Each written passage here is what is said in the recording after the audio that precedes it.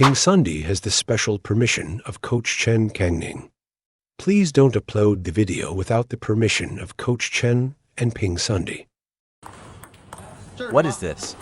It's a high arc. No pressure going over the Let's look at another one. What's this for? Linking the high arc, so let's connect these two wires. Start the pressure. Which finger do you think controls the ball?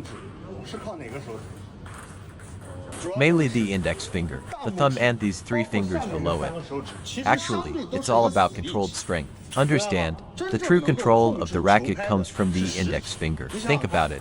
Motion by the index finger, generating a curve. Index finger, right? Rotate the index finger inward. What is this? When serving with a spin, the ping pong ball goes over the net without going out. You try to serve. Basically, I rely on the index finger. What is this? It's a high arc. No pressure going over the net. Let's look at another one. What's this for? Linking the high arc, let's connect these two. Focus on starting from here.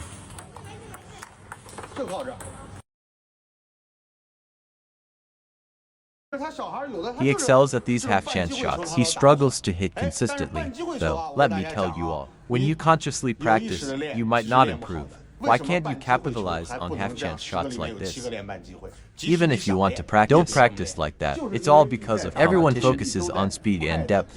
Long, short. Rarely do people notice suddenly rising shots. It's precisely because of this unpredictability. It falls into a blind spot of focus. You need to create opportunities for him to hit. Out of a maximum of 10, give him only 2 or 3 to practice. It's actually those 2 or 3 that matter. It shows that today, your focus should be on practicing opportunity shots. Occasionally switch it up, practicing those half-chance shots. Why is it futile?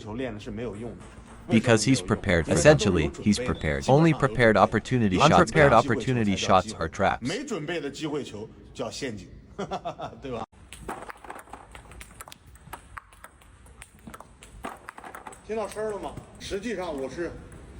Do you mean with a bit of friction? Because you form a cutting surface with the ball. You're not hitting the ball straight behind. The inverted rubber forms a cutting surface. It naturally creates a bit of friction. 3 key words. Backward and slightly press outward. Against the opponent. Press against backward and slightly outward. Pressing can also be soft. Suddenly soft.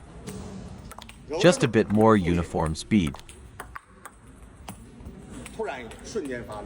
I'm bringing my belly in here. It's being pushed out with a snap. When you step to the side, can you still rotate your shoulders? Will this situation occur again? Do you understand if he actively rotated?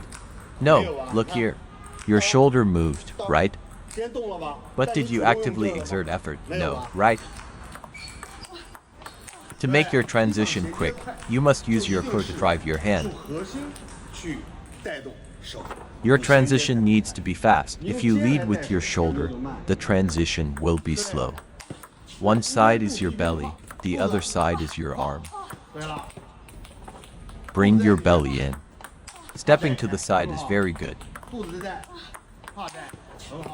When transitioning like this, when you feel the power accumulate, have you loaded up all the power? Then you won't miss. If you swing the shoulder to look at both hands, swing in here. You're slow again and everything is off. The upper and lower limbs are still out of sync, right? Follow through with your belly. Follow through with your belly. That's good. Hit the ball in front of your chest with short movements. Let the ball drop lower to your abdomen before striking. Put more power into hitting towards your abdomen. Let's start with basic serves without any fancy techniques. Hit the ball in front of your chest. Remember to put power into hitting towards your chest. Strike the ball in front of your abdomen.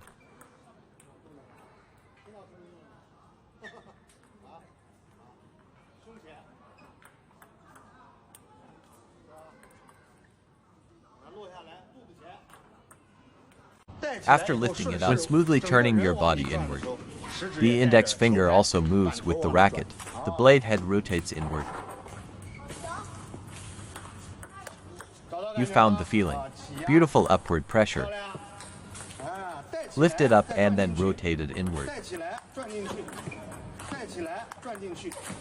Is the blade head driven by the index finger? Intentionally loop a high one. Loop low for the incoming ball. Haha, right? You have to be able to control it. Shift your center of gravity. Rotate your shoulder and whole arm to perform this action. You got 99 steps right. The index finger drives this final step. You're just a show-off. It looks quite similar in motion, but lacks control over the ball. Alright. Do you feel any spin or pressure on this ball's trajectory? Follow through with your belly. Why did it go out of bounds? It went out of bounds because you didn't control it with your hand. When it goes out of bounds, there are two scenarios you need to address. Aim for a loop slightly towards the middle upper area. There's a chance it might go out of bounds. In the second case, loop towards the middle upper. It's a bit towards the upper area. Failing to apply the brakes in time. What type are you? So you aimed correctly for the ball, just missed applying brakes. It's just that you didn't apply brakes in time.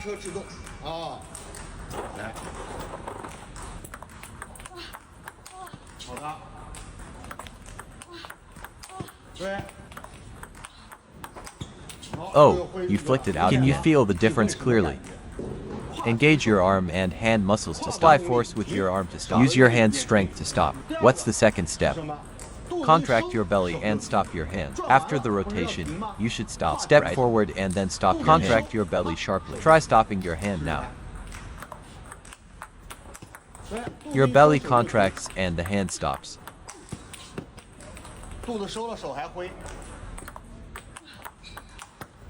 Good job on this one. You don't feel the push anymore, right? Ready position. This is relax. It's coming from the core. Store the power here.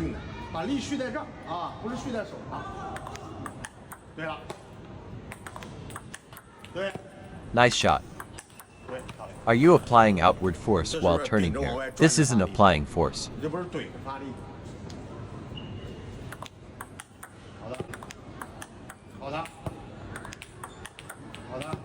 Okay, okay.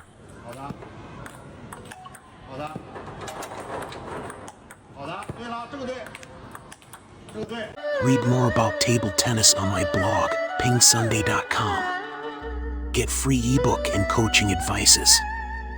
See you in the next video.